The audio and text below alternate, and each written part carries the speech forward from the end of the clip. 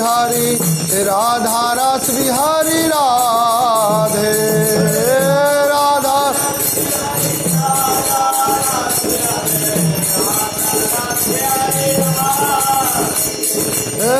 राधा रस बिहारी राधा रस बिहारी राधा रस बिहारी राधे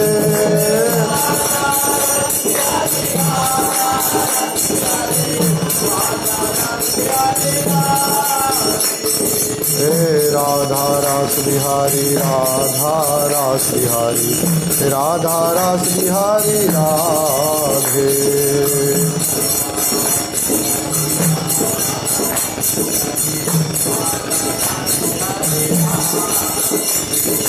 हरे कृष्णा कृष्णा कृष्णा हरे हरे हरे राम राम राम हरे हरे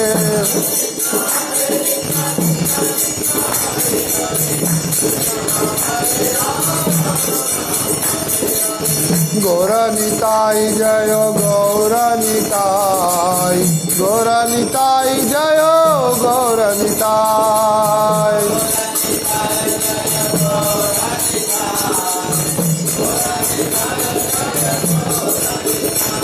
हे गौरनिताई जय गौरनिताई गौरनिताई जय गौरनिताई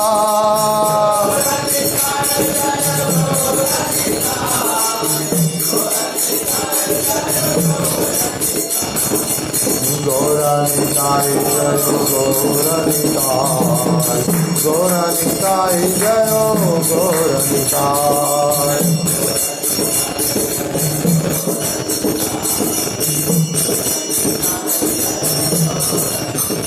जय भक्ति पादा जय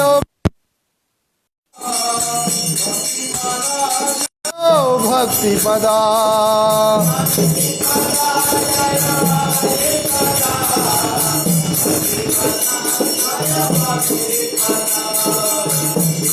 पादा जय भक्ति पादा गुरु महाराज श्रीला भक्ति पदा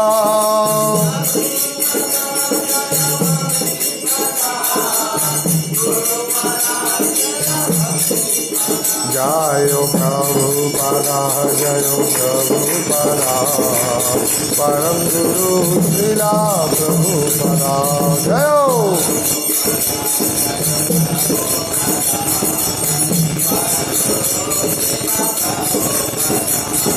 हरे कृष्णा कृष्णा कृष्णा हरे हरे हरे राम राम राम हरे हरे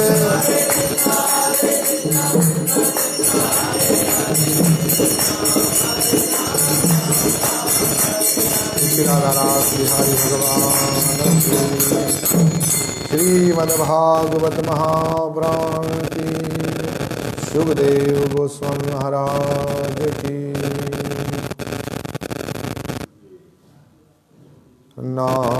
नारायण नमस्कृत्य नरं चैव नरोत्तमं देवी सरस्वती व्यासं तत्त्वजयमुदीरयताम्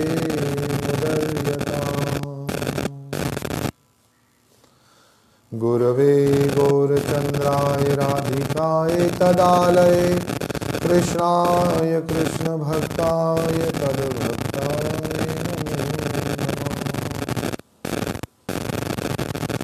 जय श्री कृष्ण चैतन्य प्रभु नित्यानंद श्री अद्वैत गदाधर श्रीवासादि गौर भक्तवृंद हरे कृष्णा कृष्ण कृष्ण हरे हरे हरे राम राम राम हरे हरे। प्रिय भक्तों और माताओं, श्रीमद् भागवत महापुराण की दिव्य कथा का मुझे और आपको रसपान करने का, इस भक्ति सुधा रसधारा का आस्वादन करने का बहुत ही सुंदर अवसर मिला। और आज जो है हम संक्षिप्त कथा को कहते कहते आज 7वें दिवस की कथा पर हम पहुंचे हैं। रात्रि में आज इस कथा को विराम देना है, क्योंकि हम कथा को कभी समाप्त नहीं कर सकते हैं। ध्यान देने की बात यह है, ध्यान से समझिए कि हम भगवान की कथा को विराम दे सकते हैं, मतलब हम उसे रोक सकते हैं कहीं पर। जितना अपना पात्र है, मैंने पहले ही बताया था, तो आदमी उतना ही जल उसमें भर सकता है।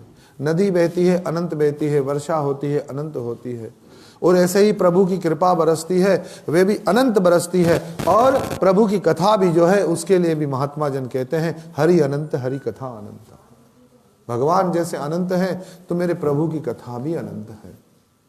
तो उसमें हम अपने, जो हमारे हृदय का पात्र, जो हमारे कान का पात्र, जो हमें समय, जितना प्रकृति ने हमें समय उपलब्ध किया है, उतना हम अपने जीवन में उतारते हैं। निस्साधनों का साधन, इस विषय को लेकर के थोड़ा समझने का प्रयास करें। निस्साधनों का, जो कुछ नहीं करते हैं वो क्या करें? निस्साधनों का साधन। देखो, ये निस्साधन जीव का साधन है। यहां पर कुछ नहीं करना पड़ रहा। साधक को जो कुछ हो रहा है, भगवान की कृपा से हो रहा है। एक भक्त को कुछ नहीं करना पड़ता है। जो कुछ हो रहा है वो किसकी कृपा से हो रहा है? भगवान की कृपा से हो रहा है। प्रभु ने ही कृपा करके पूतना को मारा है। प्रभु ही कृपा करके अविद्या रूप पूतना को मारेंगे। कल मैंने पूतना मरण की कथा आप लोगों को सुनाई, और ठाकुर जी के विवाह तक हम अपनी कथा को लेकर गए। मतलब कुछ कथा भागवत की थी। भाई अगर बंद नहीं करे, खुला छोड़ दे तो थोड़ी रोशनी आती है। हरे कृष्ण महामंत्र बोलिए।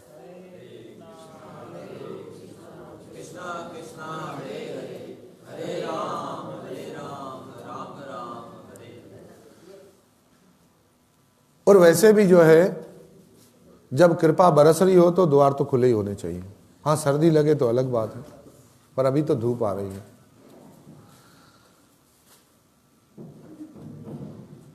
जीवन में ये पूतना की कथा को अगर हम अपने जीवन में उतारें, देखिए जो भी कोई कथा होती है ना, उसी का सार हमें समझना है।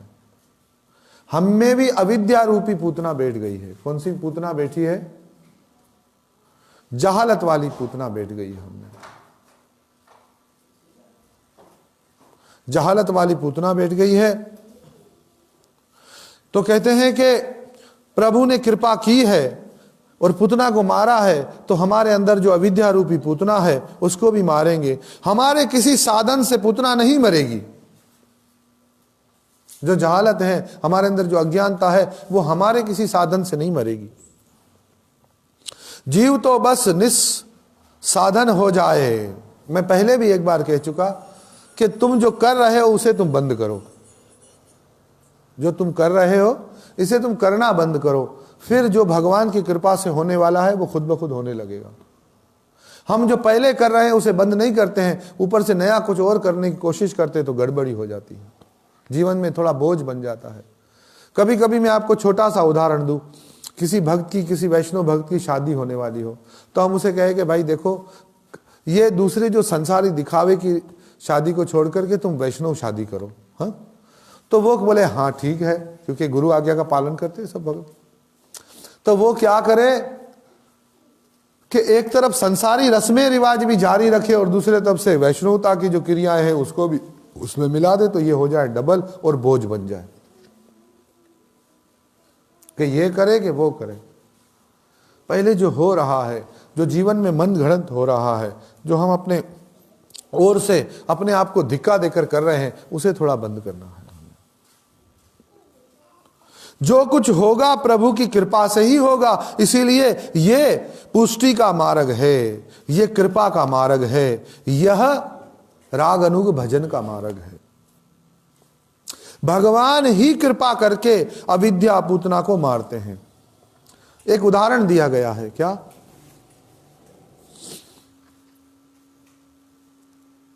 एक बिल्ली का और बंदर का उदाहरण देते हैं। एक बिल्ली का बच्चा है और एक बंदर का बच्चा है। बंदर का जो बच्चा है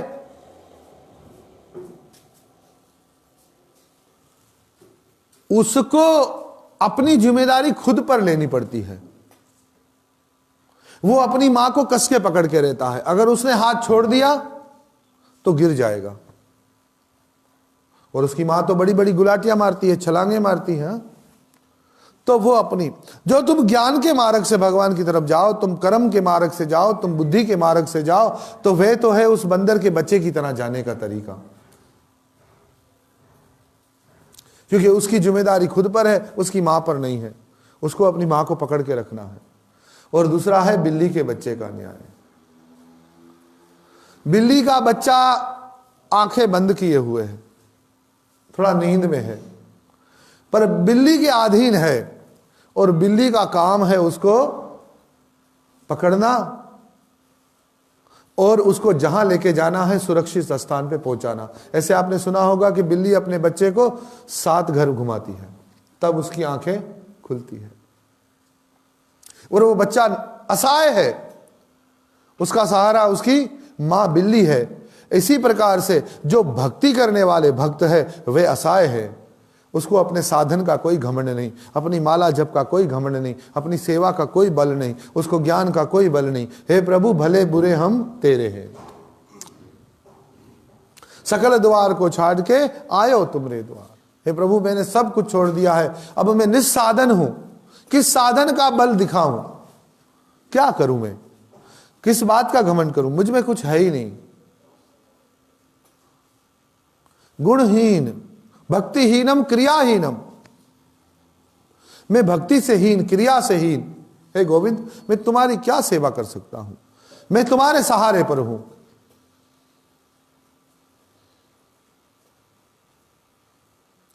जिस हाल में, जिस वेश में, जिस परिस्थिति में तुम रखना चाहो मुझे मंजूर है। तब जैसे एक बिल्ली का बच्चा अपनी मां के हवाले अपने को कर देता है और उस मां की जिम्मेवारी है, वो उसको कहीं भी इधर उधर छोड़ती नहीं है, ऐसे ही भक्त भक्ति को अपना ले तो फिर भगवान की जिम्मेदारी है, फिर भक्ति खत्म हो जाती है। फिर भगवान को उसका सब मार्ग सीधा करना है। पर भक्त अपनी चोंच न लड़ाए, उसमें अपनी अकल बुद्धि न लड़ाए, जैसा हो रहा है गुरु और कृष्ण की कृपा से वैसे अपने को ढाल दे, जीवन सरल हो जाएगा, जीवन आनंदमय हो जाएगा, जीवन भक्तिमय हो जाएगा। जीवन को जो है, और देखिए जैसा तुम जी रहे हो, जैसा तुम्हें गुरु ने बताया है, ऐसा तुम्हें औरों पर थोपना भी नहीं है। हर किसी की अपने भाव की शरणागति है, हर किसी अपने भाव से जुड़ेगा। तुम अपनी क्रियाओं को, तुम अपने विचारों को अगर किसी और पर थोपना चाहोगे तो उसकी भक्ति में और अपनी भक्ति में बाधा बन जाओगे। कोई दास्य भाव से सेवा करता है, कोई सख्य भाव से करता है, कोई वत्सल्य भाव से करता है, कोई मधुर भाव से करता है, और जिसका जो जिस भाव का पात्र है उस भाव के अनुसार उसको जीना है। क्या करना है?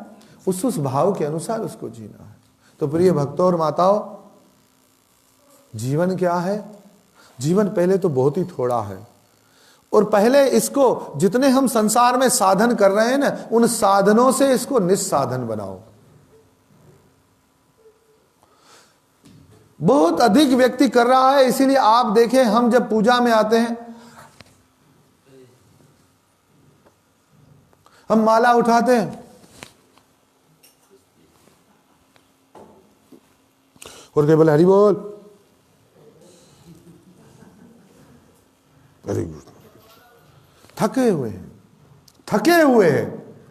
आदमी इतना परिश्रम कर रहा है, थक गया है बहुत, इसको विश्राम मिला ही नहीं है। और अविद्या रूपी जो वो पड़ी हुई है क्या, पूतना, वो हमसे मरती नहीं है, जहालत हमारी जाती नहीं है। हर बार भगवान के आगे वादा करते हैं, प्रभु बस अभी बंद करना है, संसार का खेल बंद करना है, अभी बस आपका भजन करना है।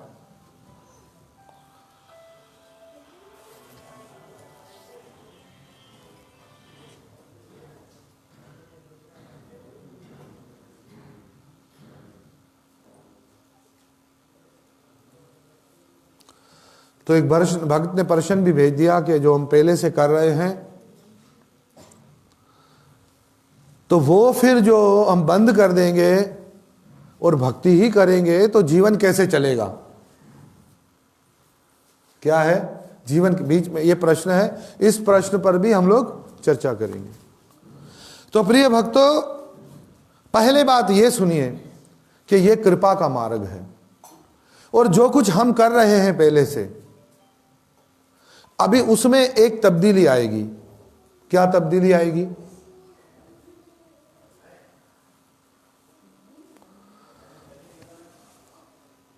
पहले हम उठते हैं सुबह सुबह। मैंने सुबह सुबह कई लोगों को देखा है, सवेरे उठते हैं और क्या करते हैं पता है?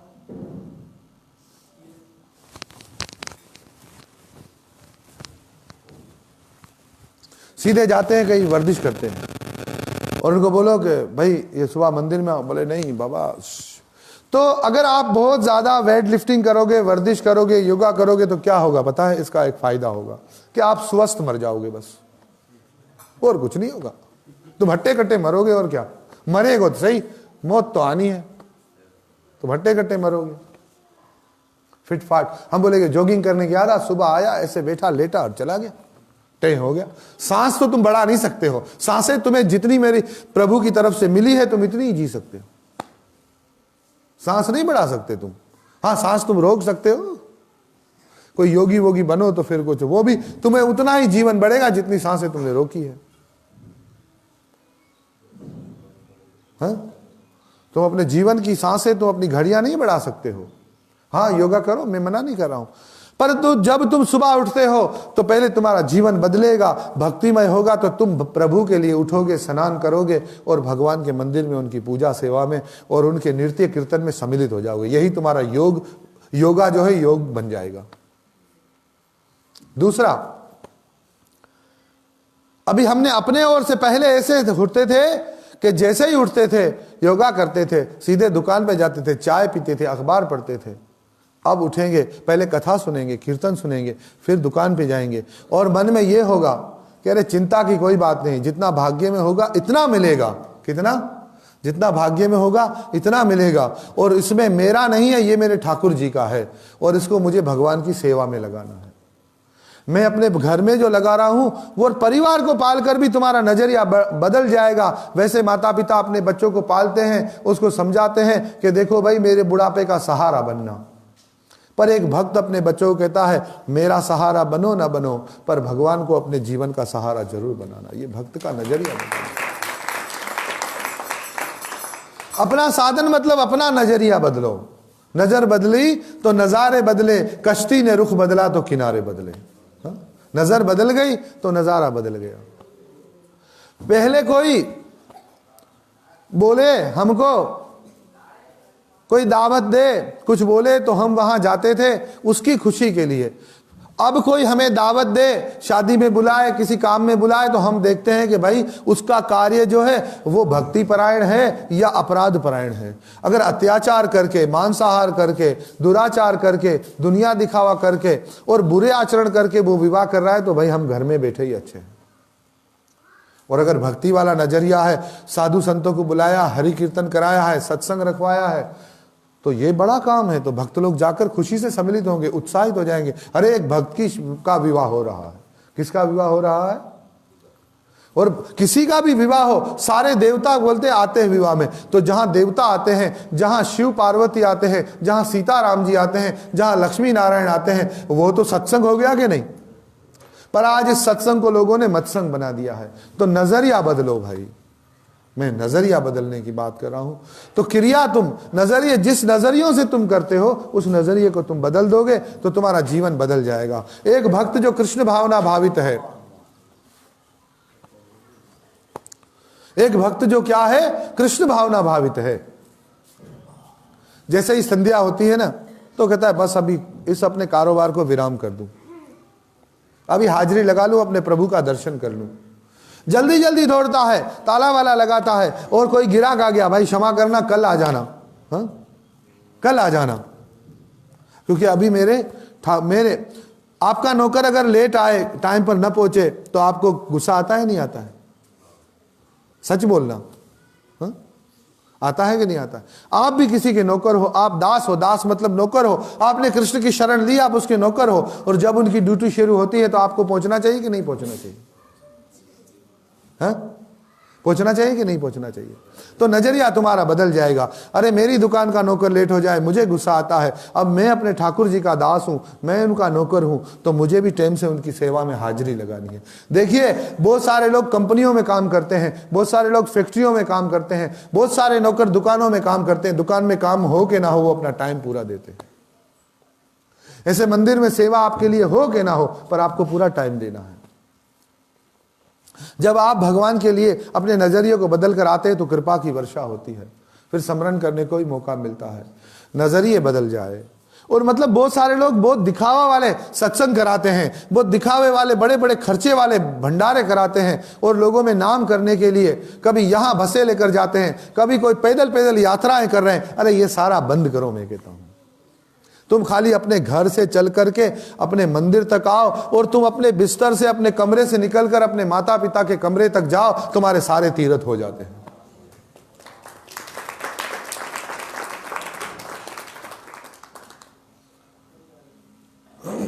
अगर कोई किसी देवी भक्त है तो मैं उसको एक देवी का परिचय देता हूं।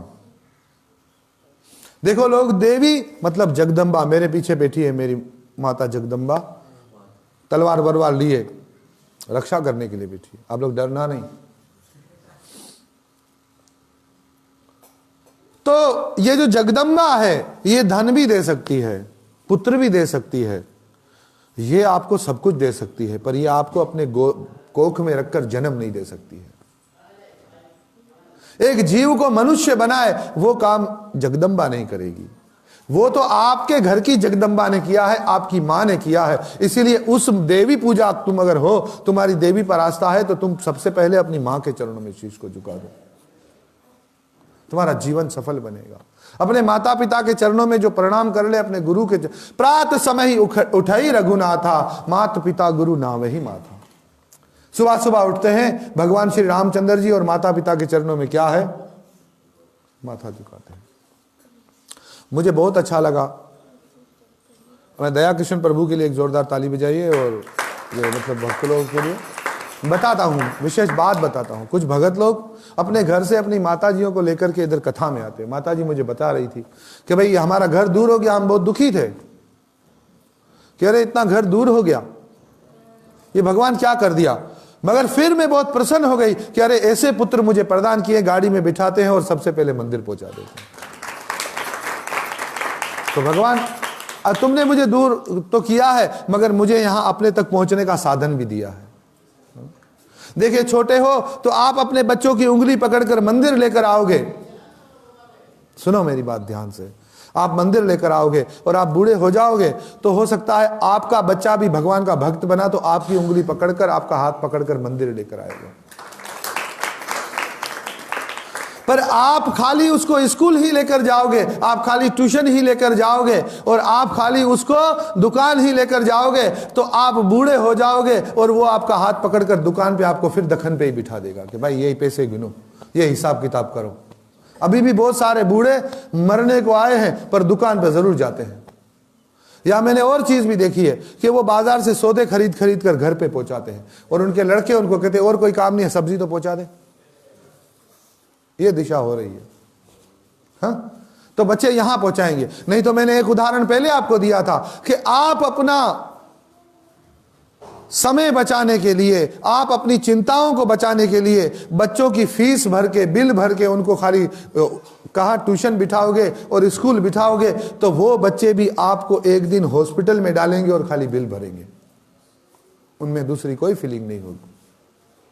वो इस बात से पहले चलो बिल भर देंगे, इसको अच्छी हॉस्पिटल में डालो, किसी एक को उसके पास बिठा दो। और वो भी जो बैठा हुआ भी मरीजों की सेवा नहीं करेगा, आने वाले रिश्तेदारों की सेवा करेगा, किसी को चाय पिलाएगा, किसी को दूध पिलाएगा, किसी को। ये होता है कि नहीं होता है? आप लोग बोले, मैं जीते हुए जो आप लोग जीवन जी रहे हैं, मैं वो बता रहा हूं। उसको हम लोग गए वो किसी का देखने के लिए, तो उसके पास जो रुके हुए थे वो हमको दूर लेके जा रहे हैं। हमें पता नहीं कहाँ लेके जा रहे हैं, तो वहां एक रेस्टोरेंट में लेकर गए। वहां बोला जूस का, हमें जूस पिलाया। हमने कहा इतना परिश्रम, मैंने कहा जो आता है सबको इधर लेके आते हैं। हाँ, बोलते हैं ऊपर अलाउ नहीं है ना। अभी जो आए मरीज की ईमानदारी करने के लिए, मरीज की खिदमत तो नहीं करे, जो आने वाले हैं और हर आदमी आके पूछता है अभी कुछ ठीक है, बोलना पड़ता है हाँ, भले नहीं ठीक हुआ। ये जीवन जी रहे, नजरिए बदल दो, कार्य बदल जाएगा। विचार तुमने बदले, वो काम एक काम तुम अपने लिए करते थे, अपने नाम कमाने के लिए करते थे, अब तुम श्री हरि के लिए करते हो, अपने गुरु के लिए करते हो, इसलिए उसका तुम्हें कोई बंधन नहीं होगा, उसका तुम्हें कोई बंधन नहीं, उसका कोई बंधन नहीं, तुम मुक्त हो इस साधन से। तो प्रिय भक्तों,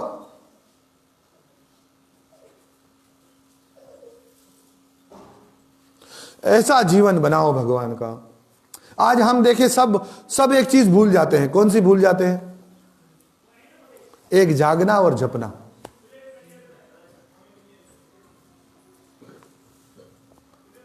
एक जागना भूल जाते हैं हम, जिस वक्त जागना होता है उस वक्त जाग नहीं पाते हैं, और जिस वक्त जपना होता है तो जपना भूल जाते हैं। ये बात सच्ची है कि नहीं? दिल पे हाथ रख के बोलना। हा? एक जागना भूल जाते हैं और एक जपना भूल जाते हैं। और वो क्या कहते हैं, क्या खूबसूरत बात कही है कि लगी वालियां नु नींद नहीं आती, तेरी कीवें नहीं अख लग गई। अगर तुम्हारे दिल में लगी है चोट मोहब्बत की, अगर तुम्हें प्रेम की चोट लगी है तो लगी वालियां नु नींद नहीं आती। फिर तुम्हें नींद कैसे आ सकती है? अरे तुम पूरे दुकान के समय पे जागते हो। अभी जिसके बच्चे स्कूल नहीं जाते हैं वो 10-10 बजे उठते हैं, और जिनके बच्चे जाते हैं सुबह 7 बजे उठते हैं। देखो, लगी हुई है ना स्कूल की, तो जिसको स्कूल की लगे तो स्कूल के लिए उठेंगे, और जिसको गोविंद की लगे तो गोविंद के लिए उठेंगे।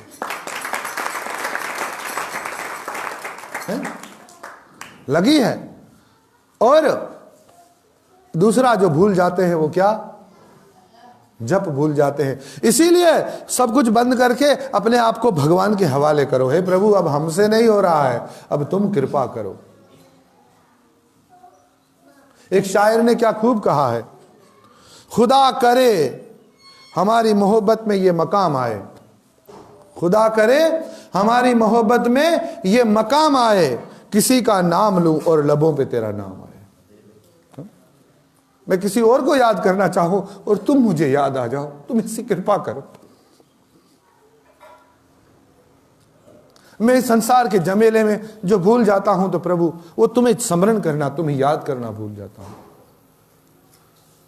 कि दुनिया में करना क्या है? कहते 2 काम, एक प्रभु को याद करो और दूसरा उसको न भूलो, तो बाकी सारा काम, सारा रास्ता, तुम्हारे रथ के सारथी अगर कृष्ण है तो तुम्हारा रथ किस ओर जाना है उसकी दिशा वो निर्देश कर देंगे, उसका रास्ता वो बना देंगे, उसका रास्ता बना देंगे।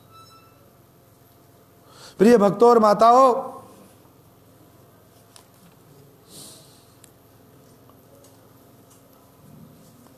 ये भागवत कथा जो है, इससे हमको प्राप्त क्या करना है? ये भागवत कथा से हमें प्राप्त क्या करना है? क्या करना है? एनावतारेण भगवान हरीश्वरः करोति कर्मण्या कर्माण्या मनोज्ञान चाना प्रभु। महाराज, भगवान की कथा सुनकर बड़ा ही अच्छा लग रहा है। कौन कह रहे हैं? अच्छा लग रहा है। कौन कहता है कि कथा में आनंद नहीं है? अरे महाराज, हमको तो लगे है कि ये इस प्रकार कान और मन को लुभाती है कि श्री हरि में मन को लगाना नहीं पड़ता, मन लग जाता है। क्या है? भागवत की कथा क्या करती है? बोले फिर अपने तरफ से भगवान में मन नहीं लगाना पड़ता है, मन खुद ब खुद किस में लग जाता है? भगवान में लग जाता है। परीक्षित ऐसा क्यों कहते हैं? वो जानते हैं, उनकी अनुभूति बोल रही है, उन्होंने अनुभव किया है, उन्होंने महसूस किया है, वो बोल रही है। क्या कहते हैं राजा? बोले कि पहली बात वितृष्ण, उसके लिए भी जरूरी है कि वह परीक्षित जैसा श्रोता बने। पहले जो सुन रहा है वो कैसा श्रोता बने? परीक्षित जैसा, सब लालच को छोड़ दे। दूसरा, उसके जैसा श्रवण करे और कहने वाला वितृष्ण हो सुखदेव की जी के जैसा, उसको भी संसार से कोई लोभ नहीं हो, कोई लालच नहीं हो। आरंभ का श्लोक आप लोग को पहले भी हम भागवत में सुना चुके हैं। सुनाने वाला राजा परीक्षित जैसा और सुनने वाला सुखदेव जी जैसा होना चाहिए। सुखदेव जी जैसे महापुरुष के मुख से सुनने वाले थोड़े बहुत परीक्षित के जैसे बनकर सुनते हैं तो संसार की सारी विषय वासनाओं से, सारे बंधनों से छूट जाते हैं। किसी शायर ने क्या खूब कहा है, भटकती रहती है तृष्णाएं जीवन की। क्या है? भटकती रहती है तृष्णाएं, मतलब ख्वाहिशें। भटकती रहती है तृष्णाएं जीवन की, फिर भी हसरत है, बाकी हद है पागलपन की। भटक रहे संसार में अपनी इच्छाओं को पूरा करने के लिए, ये हद नहीं है पागलपन की? हद हो गई। कैसा पागलपन है सबको पता है, साथ कुछ नहीं ले जाने वाले हम। देखिए पागलपन किस बात को कहा है? पता है सबको, साथ कुछ भी नहीं जाएगा। हाँ? जो कुछ है जुटाया है, कुछ भी साथ नहीं जाएगा। अरे साथ तो वे चलेगा जो वे सब कुछ जुटाने के लिए तुमने किया। शास्त्र भी कहते हैं कर्म अनुगुणो गच्छन्ति जीव एकः। मरने के बाद तुम्हारे साथ तुम्हारे कर्म ही जाएंगे। क्या जाएंगे? तुम्हारे कर्म ही जाएंगे। जैसे हजारों गायों के बीच में आप गाय का बछड़ा छोड़ दो तो वो गाय का बछड़ा घूम फिर कर अपनी मां के पास पहुंच जाएगा। हाँ? ऐसे ही आप संसार में किसी भी जन्म, कहीं भी जन्म ग्रहण कर लो, आपका कर्म आपके पीछे पीछे वहां पहुंच जाएगा। लेकिन हम में बुद्धि नहीं आती, मरते वक्त भी तृष्णा नहीं मिटती है। मौत सर पे खड़ी हो फिर भी ख्वाहिशातों की कमी नहीं।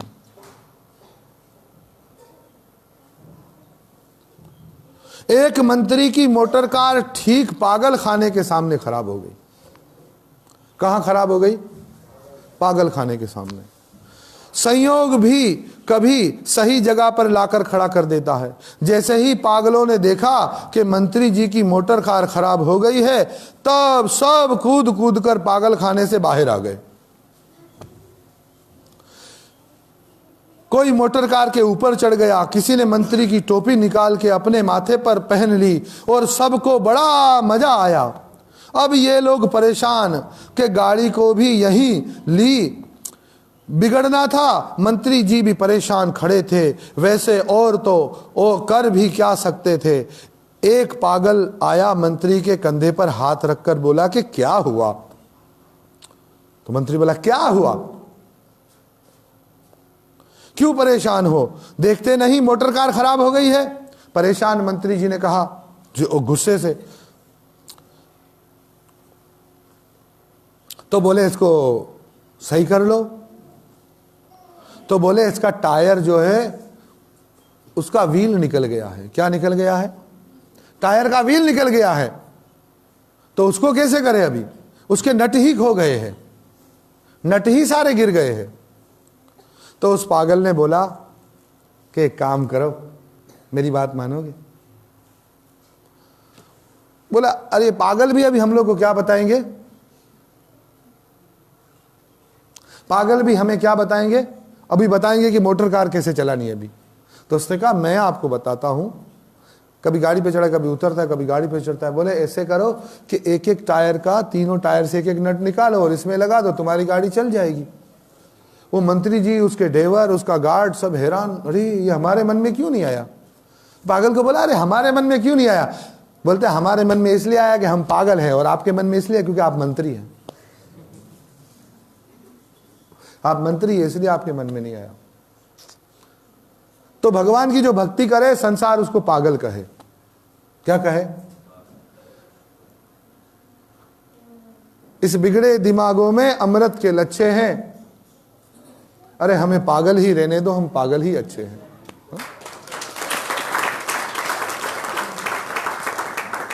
इन बिगड़े दिमागों में अमृत के लच्छे हैं। अरे हमें पागल ही रहने दो, हम पागल ही अच्छे हैं। तो कहा कि भाई हमारी समझ में क्यों नहीं आया? बोले आप मंत्री है ना इसलिए। भटकती रहती है तृष्णाएं जीवन की, फिर भी हसरत है बाकी हद है पागलपन की। तो भगवत कथा का पहला फल है वितृष्ण। भगवान की कथा तुम सुनोगे तो क्या हो जाओगे? तुम्हारी जो तृष्णाएं हैं, तुम्हारी जो इच्छाएं हैं, जो तुम्हें भटका रही है, वो क्या हो जाएगी? वो शांत हो जाएगी। तब तुम्हारी ख्वाहिश बदल जाएगी, तुम्हारा नजरिया बदल जाएगा। तृष्णा समाप्त हो जाए तो कुछ हद तक पागल बनकर भौतिक सुखों के पीछे भटकना बंद हो जाता है। फिर कर्तव्य बुद्धि से कर्म करोगे और फिर योग बन जाएगा। फिर तुम क्या करोगे? कर्तव्य बुद्धि से क्या करोगे? कर्म करोगे। तुम कर्तव्य बुद्धि से कर्म करोगे और फिर क्या बन जाएगा? योग बन जाएगा। योग समझते हैं? जिसको योग कहते हैं ना, उस योग का भुगतान नहीं करना पड़ता है, उस कार्य का भुगतान नहीं करना पड़ता है जो योग में हो गया। और जब सारे काम भक्ति योग हो गए तो फिर तो तुम सारी दिशाओं से मुक्त हो। मैंने पहले बताया कि फिर तो बिल्ली की जिम्मेदारी है ना बच्चे को संभालना, और एक ही मुंह से बिल्ली बच्चे को भी खाती है, और एक ही मुंह से बिल्ली अपने बच्चे को, और मतलब चूहे के बच्चे चूहे को भी खाती है और अपने बच्चे को भी उठाती है। तो चूहे के बच्चे को भय है, चूहे के बच्चे को क्या है? उसको भय है, पर बिल्ली के बच्चे को भय नहीं है। इस प्रकार से दुराचारी को, दुष्कर्म करने वाले को भय है भगवान से, उसके लिए भगवान काल है, पर अपने भक्त के लिए भगवान क्या है? वो तो भक्त वत्सल है। वो तो भक्त के लिए मैं माता धाता पिता महा, मैं माँ हूँ, बाप हूँ, तुम्हारे बुजुर्गों का बुजुर्ग हूँ, उसके लिए तो कृपा का स्रोत है, आनंद का स्रोत है। वो अगर शेर बनकर भी सामने आए तो भक्त को आनंद ही देते हैं, वो कछुआ बनकर सामने आए तो भक्त को आनंद ही देते हैं। अरे वो जो है मीरा के सामने जहर आ गया, उसने कहा जहर नहीं आया है, ये तो मेरा गोविंद आया है, तो गोविंद ही हुआ और वो जहर अमृत बन गया। अरे एक बार शेर छोड़ा गया मीरा पर तो सबने कहा कि मीरा भाग जा, आज तो बड़ा बुरा हुआ है, आज तो शेर तेरे द्वार पर, और शेर तो मांसाहारी है।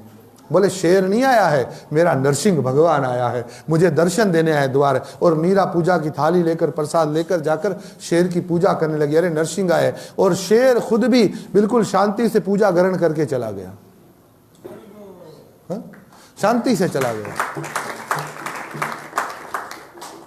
जब तुम्हारा दर्शन, तुम सृष्टि के अंदर सब जगह मेरे प्रभु की अनुभूति को महसूस करोगे, जब मेरे गोविंद को अनुभव करोगे, तो कुछ भी प्रकृति तुम्हारा बुरा कर नहीं सकती है, क्योंकि प्रकृति के पति जो है वो तो ठाकुर जी हैं, श्री कृष्ण है प्रकृति के पति। वो तुम्हारा बुरा होने देंगे ही नहीं। पहली बात ये विश्वास आ जाए मनुष्य में कि जिसकी मैंने शरण ली है, जिनका मैं नाम भजन करता हूं, जिसकी मैंने सेवा की है, वो कभी मेरा बुरा नहीं कर सकते। तो तुम्हारा बुरा हो ही नहीं सकता।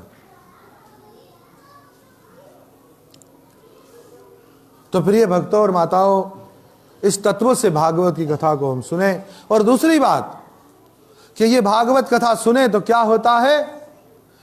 दृढ़ भक्ति हो जाती है। जैसे आग में जले हुए आदमी को कोई शीतल मरहम लगा दे, ऐसे संसार के त्रितापों में जलने वाले व्यक्ति के हृदय में मरहम लग जाता है। और फिर ये हरि की कथा, लोग शराब मुख से पीते हैं और भक्त हरि की कथा को कान से पीते हैं। कहां से पीते हैं? कि भर भर के प्यालियां पीते हो, सुबह होते ही उतर जाएगी। हरि नाम की प्याली पी लो, तुम्हारी जिंदगी सुधर जाएगी। भर भर के प्यालियां पीते हैं लोग, और उसको पीने से आदमी मदहोश हो जाता है, और उस मदहोशी में वो क्या करता है? कुछ गलत कर जाता है। कि दो जाम में गिरे थे कम जर्फ लड़खड़ा के, चलकर गए थे पीने लाए गए उठा के। किसी ने आके घर पे बताया, अरे वो तुम्हारा चाचा, तुम्हारा पप्पा, तुम्हारा भाई उधर पड़ा हुआ है। किधर? वो सामने गली में पड़ा। बोले क्या? बोले बहुत नशे में है। और ये जो पागलपन है, इसका नशा जो तुमने कर लिया, तो संसार की मदहोशी खत्म हो जाएगी और फिर तुम्हें एक दृष्टि मिलेगी। अरे उस संसार के नशे में तुम्हें कुछ दिखाई नहीं देता है, पर इस भक्ति का जो नशा तुमने कर लिया, जो कथा का नशा तुमने कर लिया, तो तुम्हें दिव्य दृष्टि प्राप्त होगी, और जिससे तुम्हें सब कुछ साफ साफ दिखाई देगा कि मेरे जिंदगी का मकसद क्या है, मुझे किस ओर जाना है। इसलिए प्रभु की कथा सुनने से व्यक्ति के जीवन में पहले वितृष्ण हो जाए, सब ख्वाहिश खत्म हो जाए। दूसरा कि आनंद से जीवन भर जाए, परम सुख मिल जाए। क्या मिले? परम सुख की अनुभूति हो, और फिर इसके बगैर रहा ना जाए।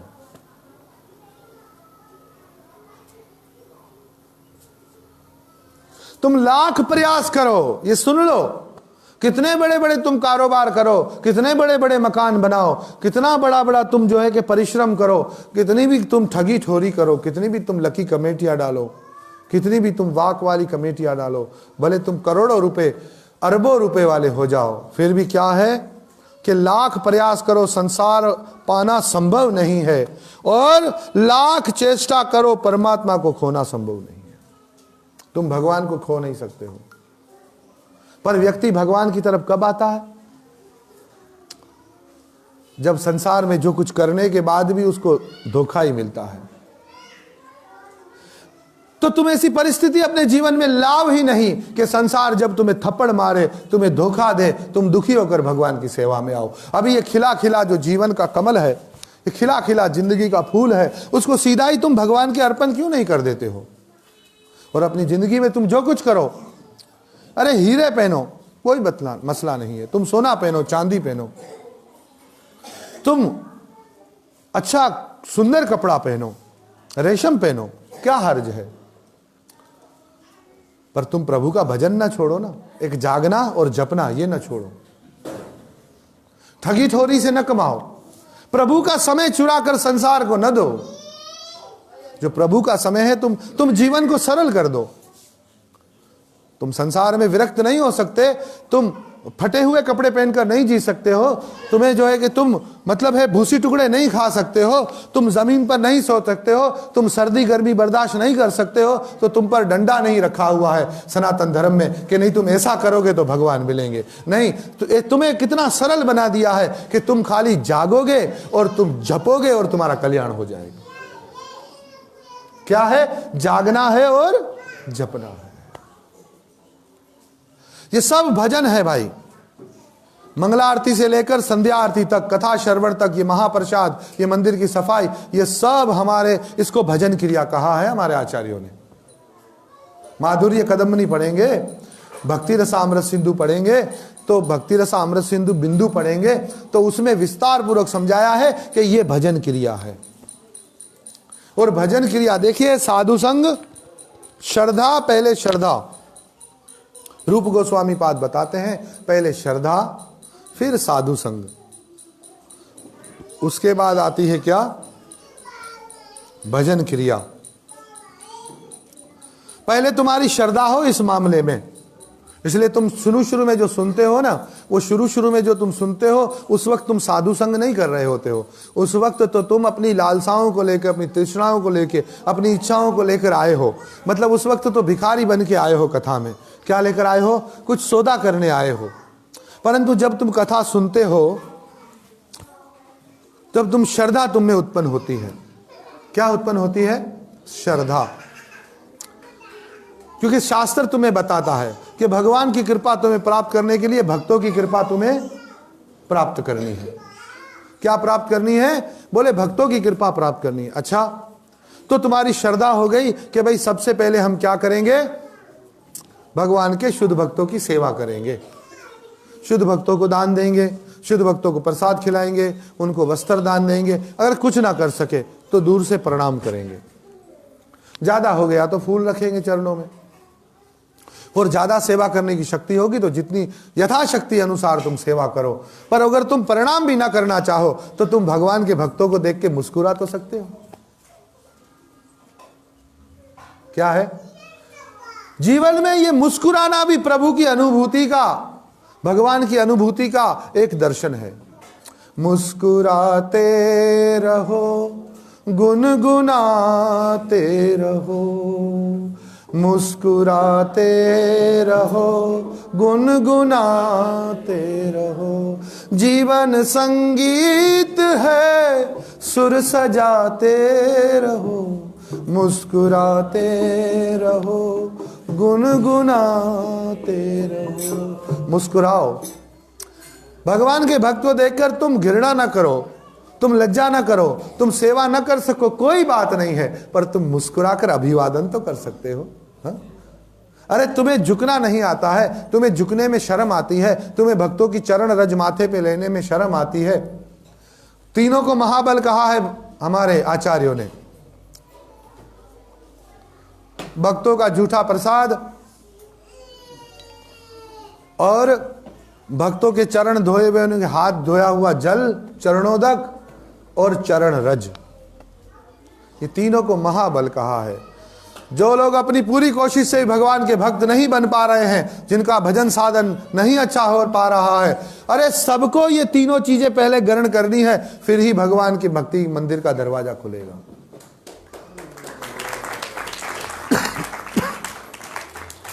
तब ही दरवाजा खुलेगा। तो मैं भी थोड़ा चरणोदक पी लूं।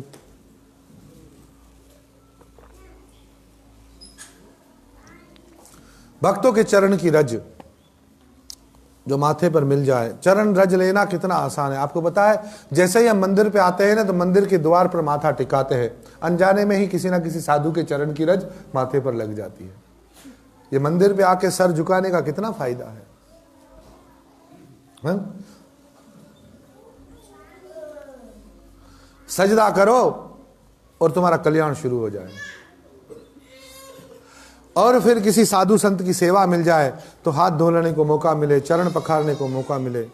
अरे ये तो हमारी ऋषियों की परंपरा है। बड़े बड़े राजा महाराजा, जब देखिए जो साधु फटे हुए कपड़े पहन करके, अरे जिसके पास एक ही कमंडल है, जो से आचमन करते हैं, किसी भिखारी के वेश में भी किसी महाराज के दरबार पर आ जाए, किसी राजा के द्वार के आगे से निकल जाए, तो वो राजा भी भिखारी बनकर उसके चरणों में जाके शीश झुका देता है। ये गरिमा है भक्त की। भक्त उचिष्ट, चरणोदक, भक्त चरण रज, तीनों महाबल, तीनों में बड़ा बल है, हमको कल्याण के मार्ग पर ले जाता है। तो कहते हैं क्या कि भाई तुम्हें श्रद्धा हो जाएगी किसके प्रति? कथा सुनोगे तो तुम्हारी श्रद्धा होगी, किसके प्रति होगी? ये लाभ है भगवान के भक्तों के प्रति। जिन्होंने भगवान की कथा नहीं सुनी है, जिन्होंने कभी कथा में आकर जो बैठे नहीं है, और जिन्होंने कथा को कथा के रूप में नहीं समझा है, वही भक्तों की निंदा करते, दूसरे कोई निंदा नहीं करते हैं। और जो लोग कथा में बैठते भी हैं उसके बाद भी निंदा करते हैं, तो वो कथा में तो बैठते हैं अपने शरीर को लेकर के, पर अपने माइंड से कथा से बाहर होते हैं, इसलिए कथा उसमें बैठ नहीं पाती है। इसीलिए जो कथा में बैठने वाले निंदा करते हैं। इसलिए आपके और जीवन में अगर कथा बैठ गई है तो सबसे पहले किसी की भी निंदा करना छोड़ दो। अरे भक्तों की क्या, किसी की भी छोड़ दो, क्योंकि निंदा करने में नुकसान क्या है? किसका नुकसान है? वो तुम्हारा ही नुकसान है। तुम निंदा करोगे और एक उसका भला हो जाएगा। निंदक नेड़े राखिए, सगा तुम्हारा सोए, साबुन लेकर गांठ का मेल तुम्हारा धोए। इसलिए जो तुम्हारी निंदा करे, किसी और की करता हो तो दूर भाग जाओ, और तुम्हारी करता हो तो ध्यान से सुनो। हमारे पास उल्टा है, किसी और की कर रहा होता है तो कान लगा के सुनते, क्या क्या बोलो बोलो, मैंने सुना नहीं। पता होता छो क्यों रुद्र प्रसाद छो क्यों बुधाए तो सही।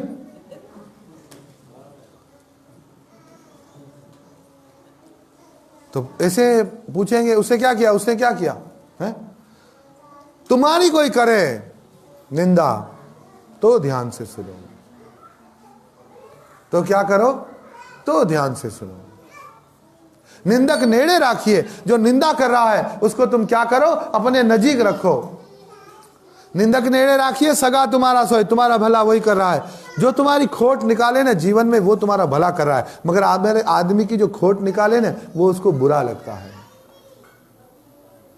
एक को मैंने बोला यार आते नहीं हो, बच्चा था, बोले वो टोकते रहते, कभी वो टोकता है कभी वो टोकता, आना ही छोड़ दिया।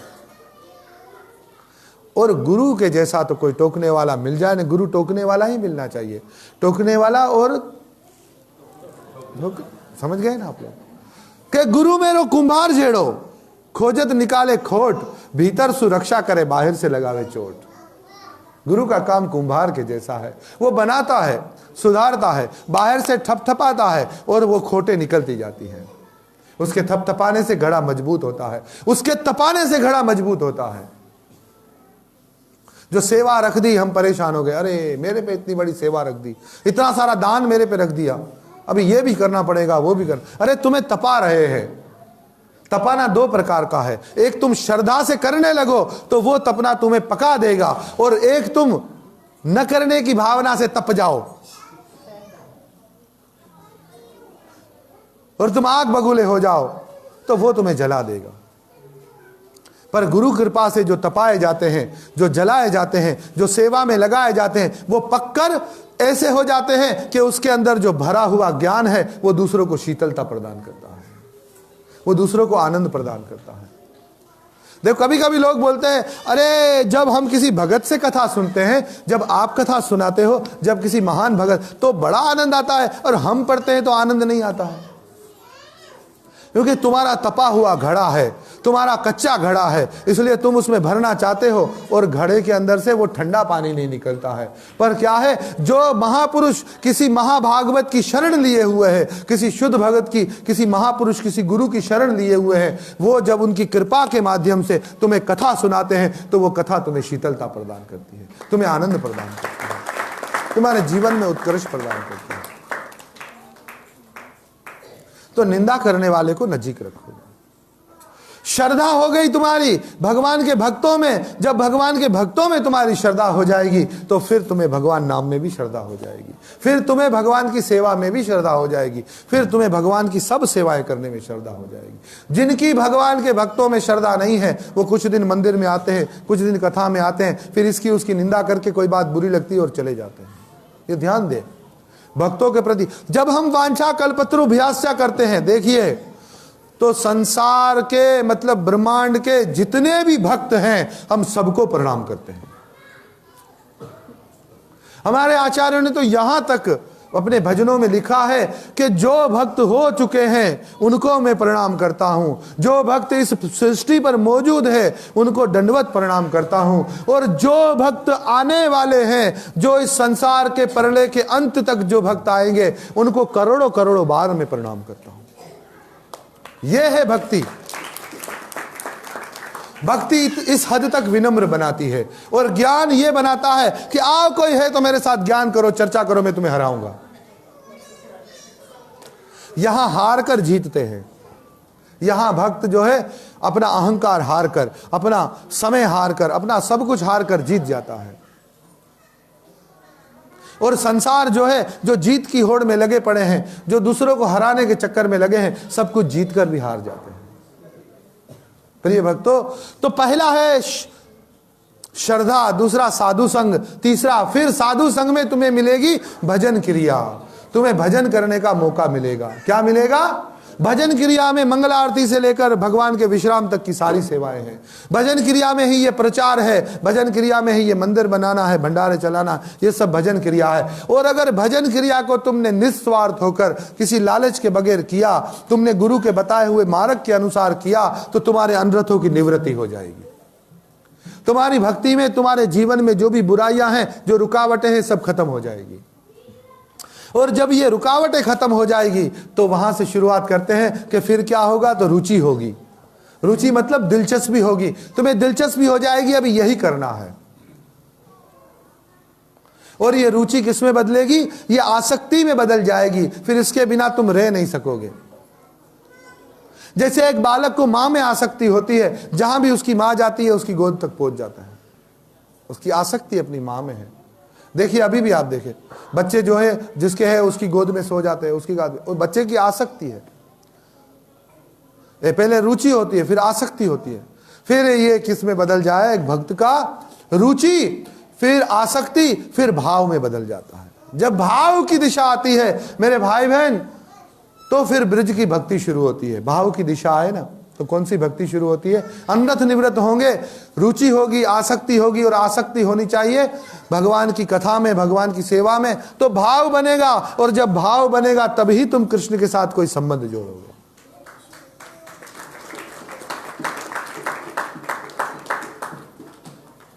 तुम शांत भाव को अपना लो तो तुम सोचोगे कृष्ण मुझे वृंदावन की कोई घास बना दो, और वृंदावन के घास, वृंदावन के दरख्त, कृष्ण की लकुटी, कृष्ण के हार, कृष्ण की गैयों की शरण ले लोगे।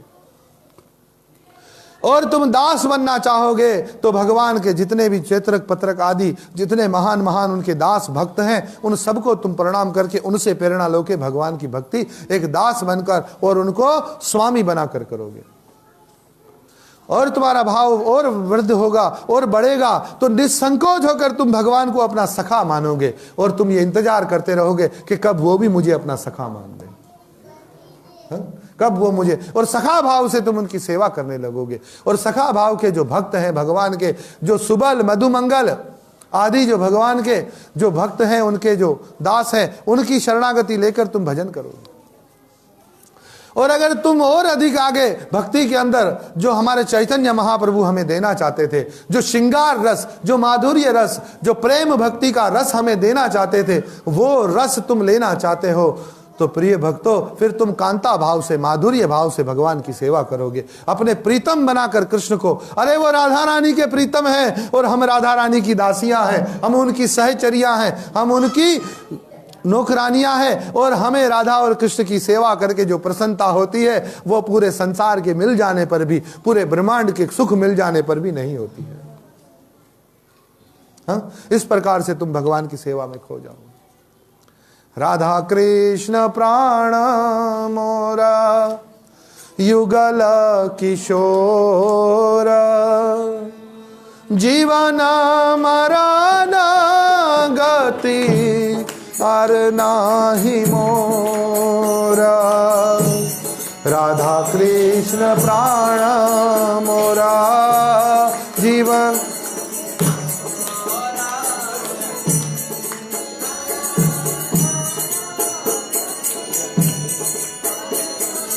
जब तुम भाव से मेरे गोविंद के साथ जुड़ गए तो फिर तुम में प्रेम की तरंगे उछाल खाने पड़े लेने लगेगी। और प्रेम का लक्षण क्या है भाई? महाप्रभु कीर्तन नृत्य गीत वादित्र माध्यान मनसो रसेना रोमांच कंपा शुत्रंग भजो वंदे गुरु श्री चरण।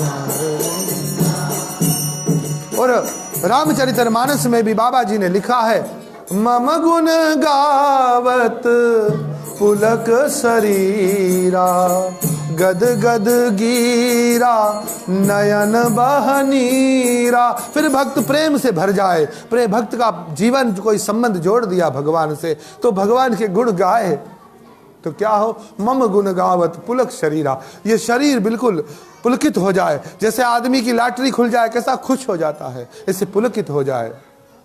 गदगद गीरा, वाणी बोलना बंद कर दे, रुक जाए। नयन बह नीरा, फिर तो आंखों से आंसुओं की धार बहती है।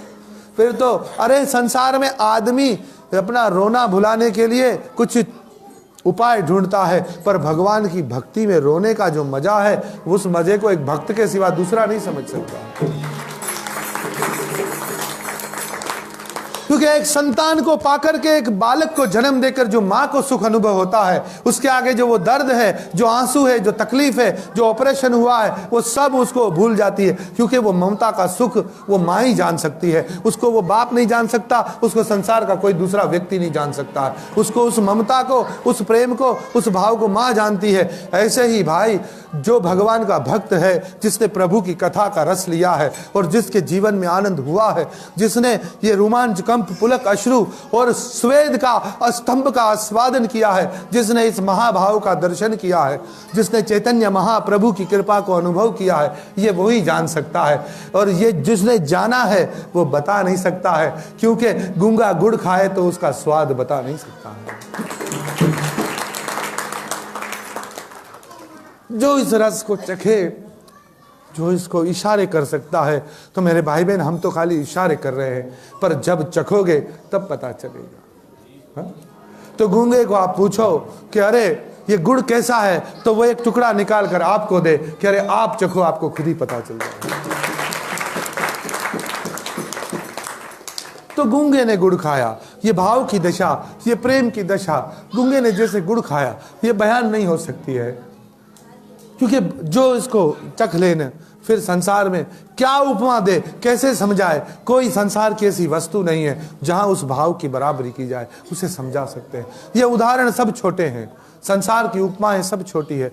ये करोड़ों गुना इस संसार के आनंद की कोई इसकी बराबरी नहीं है। इस मजे की, इस भगवान के लिए रोने की, उसके लिए कपकपाने की, उसके लिए धड़ाम से धरती पर गिरने की, इस मजे को हम बयान नहीं कर सकते हैं। अगर इसको थोड़ा बहुत इसकी कुछ झांकी देखनी है तो चैतन्य चरितमृत का श्रवण करो। जब तुम चैतन्य चरितमृत का श्रवण करोगे तब तुम समझ सकोगे। हाँ? देखिए, गीता प्रयोग शास्त्र है। गीता क्या है? योग शास्त्र है। कोई इसको प्रयोग में लाते हैं, पर मैं कहता हूं गीता योग शास्त्र है। विषाद योग, भक्ति योग, ज्ञान योग, कर्म योग, संन्यास योग, सारे योग बताए हैं। योग का मतलब जुड़ जाओ, गीता तुम्हें जोड़ती है। रामायण भागवत ये प्रयोग शास्त्र है। इस कथा को सुनो और अपने जीवन में उसका प्रयोग करो। क्या करो? प्रयोग करो। और चैतन्य चरितमृत ये वियोग शास्त्र है। ये भगवान की जुदाई को अनुभव करने का शास्त्र है। वो प्रेम में तड़पने का मजा क्या है, वो चैतन्य चरितमृत हमें बताता है। तो प्रिय भक्तों, जो प्रच्छन्न अवतार है भागवत का, जो गुप्त अवतार है भागवत का, उसकी लीला कथा जो है चैतन्य चरितमृत में, चैतन्य भागवत में, चैतन्य मंगला में, चैतन्य महाभारत में वर्णन हुई है। चैतन्य प्रेम रस सागर में वर्णन हुई है, चैतन्य चरितावली में वर्णन हुई है। उस मेरे गौरांग प्रभु की कथा को जब सुनेंगे तो फिर ऐसा होगा जैसे गूंगा गुड़ तोड़ के आपको दे दे और आप उसको खाओ, पर आप भी बता नहीं सकोगे। जय जय श्री राधे, जय जय श्री राधे, जय जय श्री राधे। गौर प्रेमानंदे, गौर प्रेमानंदे। यहां हम 2 मिनट कीर्तन करेंगे और भगवान के पर्दे खुलने चाहिए। गोविंदम आदि पुरुषम तमहं भजामि।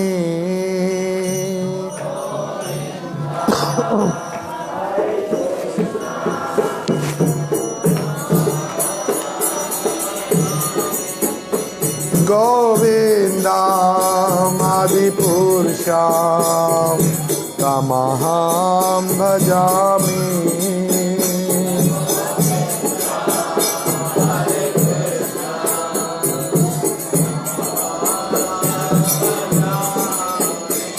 गोविंदम आदि पुरुषम तमहं भजामि। गोविंदम